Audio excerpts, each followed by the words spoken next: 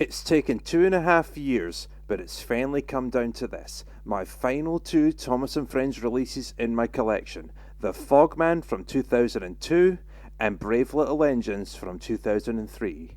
Only one can win the title of Best Season 6 Release. That's not the Chocolate Crunch. You know, actually, before we get into these two releases, there's something I'd like to talk about that I've never talked about before. The video certificate ratings. In the UK, we have U for Universal, in which videos are suitable for all ages. We have PG, aka Parental Guidance, in which it may be suitable, but it may be slightly edgier than videos rated U, usually suitable for kids above the age of 8. Then we have 12, 15 and 18, which, as you can imagine, prohibit the viewing of a video or DVD if you're under a certain age. But then, between 1985 and 2009, certain videos came with a UC rating. According to the British Board of Film Classification, a UC rating means the video in question is suitable for unsupervised children. Despite a U rating already meaning suitable for all, this thing actually existed. I used to joke that since anything above a PG was unsuitable for children, anything labelled UC was unsuitable for adults. In all seriousness, I have no idea why some of my videos have a U rating while some have a UC rating. I would say UC videos are more kid-friendly, but on the other hand, 3 of these videos contain the first Thomas and Friends episode to absolutely traumatize me, so I have no idea what the difference is. What does this have to do with these two videos? Not a thing. End of pointless sequence and fade to black. The Fogman was released in October 2002 and features 9 Season 6 episodes of Thomas and Friends as well as one song. We have The Fogman, No Sleep for Cranky, Salty Secret, Harvey to the Rescue, A Bad Day for Harold the Helicopter, Elizabeth the Vintage Lorry, Twin Trouble and Gordon Takes a Tumble, as well as the song Winter Wonderland.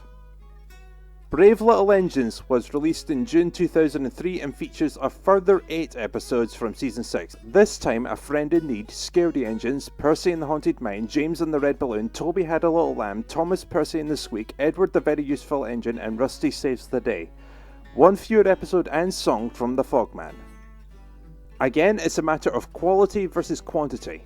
Honestly, I'd say The Fogman is the best Season 6 video. I've looked over all 3 videos and The Fogman actually has the highest number of good episodes in my eyes. The Fogman has 5, The Chocolate Crunch has 4, and Brave Little Engines only has 3, although none of them are really bad releases.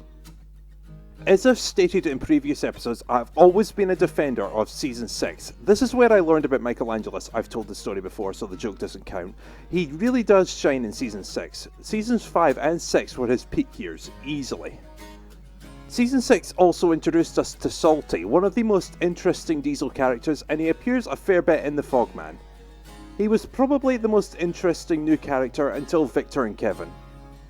Sure, The Fogman has a song I don't particularly care for, as well as a few continuity issues even I noticed as a kid. Harvey and Salty appear in the first episode on the video and then each of their introduction episodes follow it. Even at that, I feel like the positives outweigh the negatives. I give The Fogman 3 out of 5. It's very close, but I think it beats The Chocolate Crunch just barely. I give Brave Little Engines 2 out of 5. It's still good, but not good enough. There are many more interesting releases out there. That being said, I'm rating these as an adult with many entertainment sources at my disposal. I guarantee, if I were a kid with very little else to entertain me, I'd rate these videos a lot higher. When you have very little on hand, everything counts. In case you're a young viewer, let me stress the importance of VHS home video cassettes to someone in the 1980s and 90s. These days, many people have Netflix, they have Amazon Prime, they have instant access to many TV shows and movies, as well as those incredibly popular video games that everyone plays for hours upon hours. Back in the 1990s, we didn't have any of that. We had the option of going outside and socializing, we had pretty basic television, nowhere near as successful and popular as TV services in this day and age, and we had relatively expensive gaming systems, most notably Nintendo and Sega, as well as pretty limited PC gaming. Yeah, Sonic 2 and Timon and Pumbaa's Jungle games are great, but they can't hold you for that long. This is where videotapes come in. A VCR may have cost a fair bit in the 1990s, but if it worked, it could last for decades. And a video cassette was relatively cheap in those days, certainly cheaper than a video game or satellite TV service like On Digital. As much as I loved Cartoon Network, that shit was pricey. The satellite box alone could cost upwards of £200, and Cartoon Network wasn't even a Freeview channel, so that's an additional £11 per month for the primary channels. That all adds up. For a lot of us, VHS was the cheapest and easier option for entertainment, and we didn't mind. We'd buy a video for £5 to £10, we'd insert it into a VCR, and we were entertained for hours.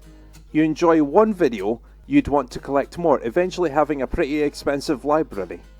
Sure, there were going to be stinkers in the collection every now and then. Chad Valley sucks, Bugs Bunny's Easter Funny sucks, children's cartoon favourites sucks.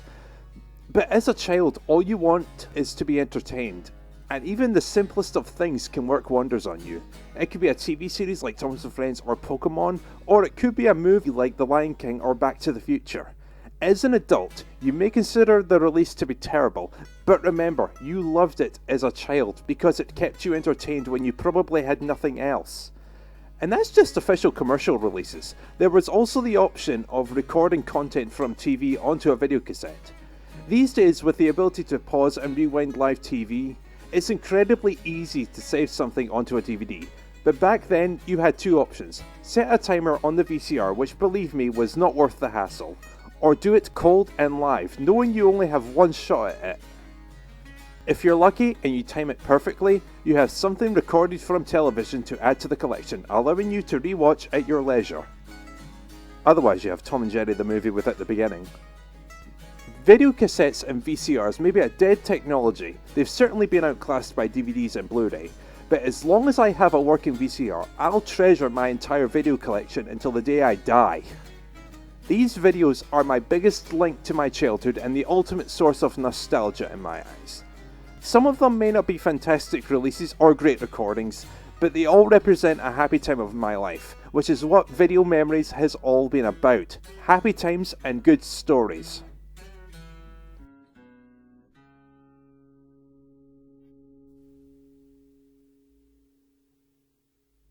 And with that, I have officially covered every Thomas and Friends release in my collection. Now what? These videos were the whole reason this series started. Well, one of them was, but still. Now that I've covered every one of them, is that it? Are we at the end? Days full of weather and heavy with moon, across the wild heather and grass wet with morning dew. While all this is worthless unless I share it with you.